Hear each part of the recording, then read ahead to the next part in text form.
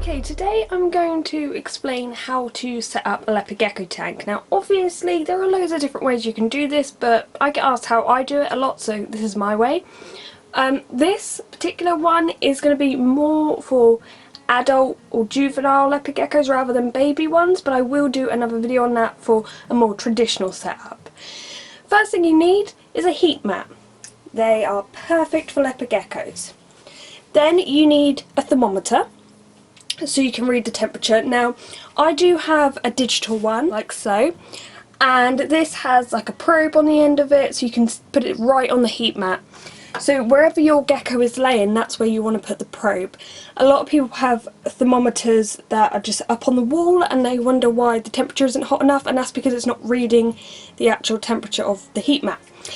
Also, an optional thing you can have, but I really would recommend it because it makes things so much easier, is a thermostat, because one of the questions that keep coming up is how do you set the temperature for your heat mat? I think people just think that you buy a heat mat and you can set it.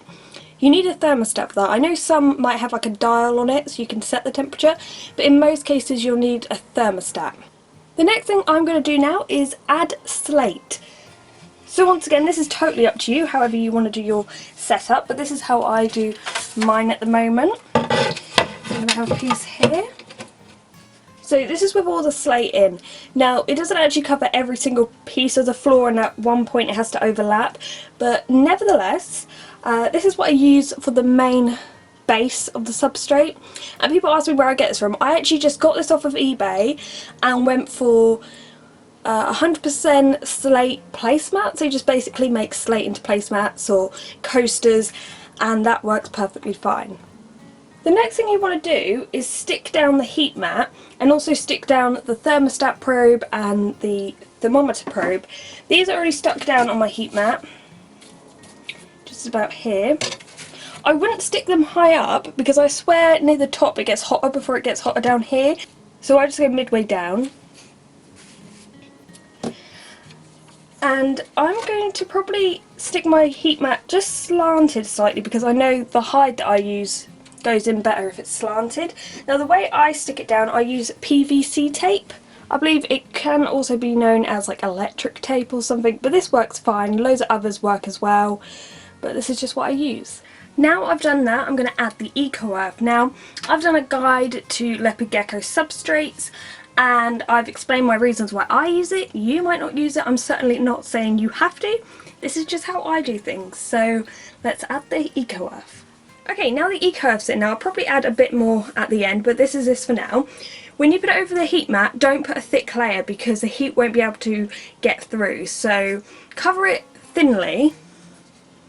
This can probably thin out a bit more. I find with my geckos though that they tend to move out of the way if they don't want it there.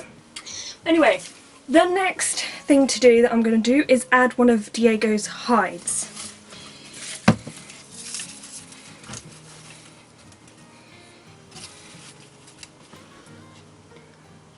So this one is, I believe it's called an Ellibow rock ledge, and it's actually meant to be for aquariums, but I can tell you this is one of the best hides I've ever bought, and I actually bought it second hand, hence why it has like a vine and some plants on. It originally, I think, comes with a bit of a tree stump here, but yeah, this one is normally about £10 on Amazon. There's plenty of room inside for your gecko, and they sleep on top. And if you have a vine like this and you have a gecko like Diego, he will randomly climb up to the top of it and sit there. Now this is where the difference comes in. This is why this is more for an adult. For the cold hide, I'm going to try to incorporate bamboo roots. I believe these are Pro Rep bamboo roots, and I actually got them for my crested gecko. They were on sale and I've always wanted them, so I got them. Recently I gave her a natural tank and there wasn't really room for the bamboo roots, so I cut them up and I figured I could try to reassemble them into some sort of hide for Diego, so that's what I'm going to do now. Okay, so this is what I've done. There were 3 pieces of roots basically, and 2 of them will stand up on their own and this one will curve round. I made sure that that one would face the wall because it actually has an inwards part underneath, and I don't want like crickets and that getting through. With Diego, this is why I say this is more for an adult's tank.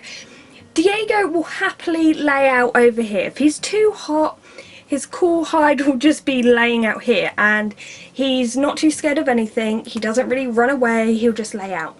When you have a baby, not having so many hides like this can really stress them out, and they don't want to lay out because they feel vulnerable. So this is why I suggest this more for an adult, and also because if they climb this, if they're a big adult as well, if they climb it, they're less likely to do much damage. If a baby falls from that, that would be bad. If an adult does, as I said, Diego's really big. He's about 11 inches possibly, so him crawling up there is like the length of him, so it's not too bad. So yeah, that's what I'm doing over there. I might add some eco-earth around there possibly. I don't know, it's nice and dark in the back. Only problem with Diego is that's where he goes to go to the loo. So I may add some eco-earth in the back because I don't want the bamboo roots keep being stained by his poop. So I think I'll do that. Okay, so I've added some eco-earth in the back there. Whenever you use some kind of wood, especially bamboo, make sure there are no piece of like splintered wood, because when your gecko goes to launch for food, that can pierce their gullet very easily and that will kill them. So be very wary of that. Take out anywhere where it's like splintering. Also make sure this is really secure. The last thing you want is it to fall on your gecko or easily be knocked over, do some damage and so on. So make sure it's really secure. These are pretty heavy and in place, so that's good. Now I get a lot of questions about cold hide, moist hide. What I've found in my years is that my leopard geckos will use their cold hide as their moist hide. They rarely have problems with shedding. You might get the odd bit on the nail. Who doesn't? But I help them get that off. With eco-earth you can keep that damp, especially when they're shedding. You just spray it with water and that will double up as a moist hide. Obviously if you're using reptile carpet or slate on its own, laminate, anything like that, you might want to add some moss or maybe just some eco-earth to that specific hide to help them shed. But for me, this works quite well. Now when it comes to plants, completely optional. One day I think someone went through all of my videos and then said to me how I'm such a terrible owner because all my artificial plants were jungle plants. And I'm thinking, if I put in a statue of Olaf from Frozen, my gecko's not going to sit there and go, you know what, that ain't part of my natural habitat. I don't see no snowmen. They don't care. Purely with leopard geckos, when you have plants, unless it's sheltering them from something, when you have plants, that's just a human thing of wanting decoration. They do not care. If you are going to use plants, make sure they're sturdy plants if they're going to be something that they could climb up against. This is wrapped around the vine, and yes, it looks a bit like weed. I don't know why they just sell plants like that. So when it comes down to plants with leopard geckos, it really doesn't matter. They don't care. So for some finishing touches, the water bowl. These kidney bowls are so cheap, and you can get like the small one or medium one. I think it might be small, and it's like perfect size for them.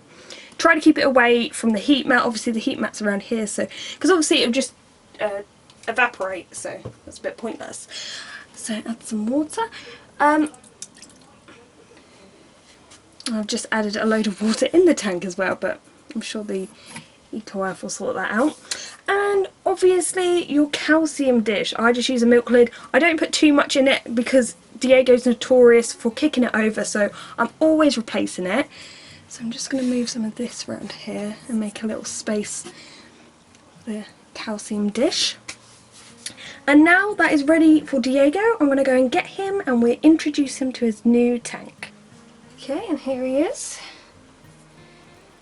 People ask me what to do when you clean out your gecko's tank, where to put them. Put them in a well ventilated container. I actually have a faunarium. I have loads left over from years ago, so I just put them in one of those. Also, I promised a quick shout out to Owen Fulton and the channel Asian Batman. Go check him out. So I hope this video has helped, and thank you very much for watching.